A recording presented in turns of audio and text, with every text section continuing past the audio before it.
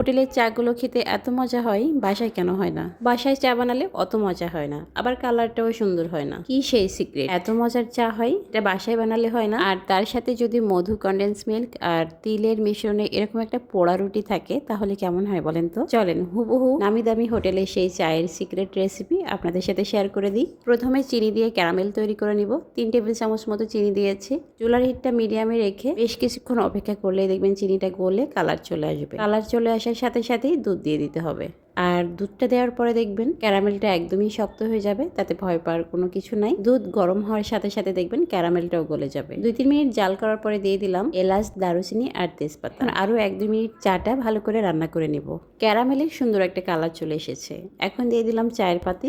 একদম ভরে ভরে 2 টেবিল চামচ চায়ের পাতা দিয়ে দিলাম। চায়ের পাতি দেওয়ার সাথে সাথেই কিন্তু সুন্দর একটা কালার চলে আসবে। আপনারা যদি চায়ের সাথে বেশি চিনি খেতে চান তাহলে এই পর্যায়ে আরেকটু চিনি অ্যাড করতে পারেন। ক্যারামেলে যেহেতু চিনি দিয়েছিলাম তাই এখন আর বাড়তি কোনো চিনি দিচ্ছি না। আর চায়ের সাথে আমি এমনিতেই চিনি খাই না, এই জন্য আর দিলাম না। চায়ের পাতা দেওয়ার পরে 2-3 মিনিট আমি জাল করে নিলাম। তবে খুব বেশি সময় ধরে জাল করা যাবে না, তাহলে চায়ের যে সুন্দর একটা কালার সেটা নষ্ট হয়ে যাবে। বড় বড় হোটেল রেস্টুরেন্টে যেটা করে চায়ের ভিতরে এনার্জি বিস্কিটটা দেয়, আর এটাই হলো তাদের গোপন সিক্রেট। এটার কারণে চাটা অনেক টেস্টি হবে এবং কালারটাও সুন্দর হবে, আর সেই সাথে চাটাও কিন্তু অনেক ঘন হবে। এখন চাটা আমি চুলার উপরে একদম লোতে বসিয়ে রেখে পাউরুটিগুলো রেডি করে নিব।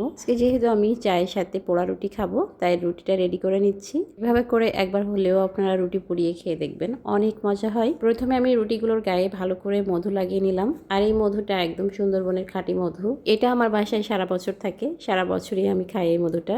চায়ের এই ভিডিওটা করতে করতে আমার মাথায় কিন্তু একটা বিজনেস আইডিয়া আসতেছে, আর সেটা হলো আপনারা চাইলে ভাইরাল যে কোনো একটা জায়গায় এই পোড়া রুটি আর ক্যারামেল চায়ের বিজনেস কিন্তু করতে পারেন। আপনারা মালাই চায়ের দোকানও দিতে পারেন, বিজনেস কিন্তু হেভি চলবে। তো মধু মেখে নিয়ে তারপরে রুটিটা ভালো করে পোড়ানোর পরে আবারও আমি কনডেন্স মিল্ক লাগিয়ে নিলাম। এখন এই রুটির উপরে আরেকটু সাদা তিল দিয়ে দিব, আর চাইলে একটু চিনিও দিতে পারেন। এই রুটিটা পোড়ানোর সময় বিশ্বাস করেন এত সুন্দর একটা ঘ্রাণ, পোড়া পোড়া একটা ঘ্রাণ আসতেছে, তারপরে তিল আর কনডেন্স মিল্ক পোড়ার একটা ঘ্রাণ আসতেছে। মাশাআল্লাহ, এত একটা লোভনীয় সুগন্ধ নাকে লাগতেছে। গরম গরম চায়ের সাথে অসাধারণ লাগবে। তো চুলা থেকে আমি চাটা নামিয়ে নিলাম। আর নামানোর আগে কিন্তু 2 টেবিল চামচ গুঁড়া দুধ দিয়েছি।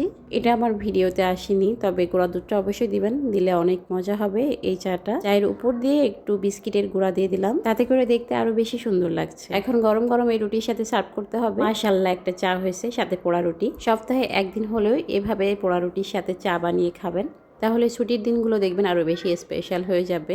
হোটেল রেস্টুরেন্টের মতো যদি চা বানাতে চান তাহলে অবশ্যই ট্রাই করবেন, ভালো লাগবে আশা করি। আর আমার ভিডিওটা কেমন লাগলো সেটা কিন্তু কমেন্ট করে জানাতে একদমই ভুলবেন না। ভিডিও ভালো লাগলে শেয়ার করবেন। চাইলে আমার পেজ ভিজিট করতে পারেন আমার সহজ সহজ রেসিপিগুলো দেখার জন্য।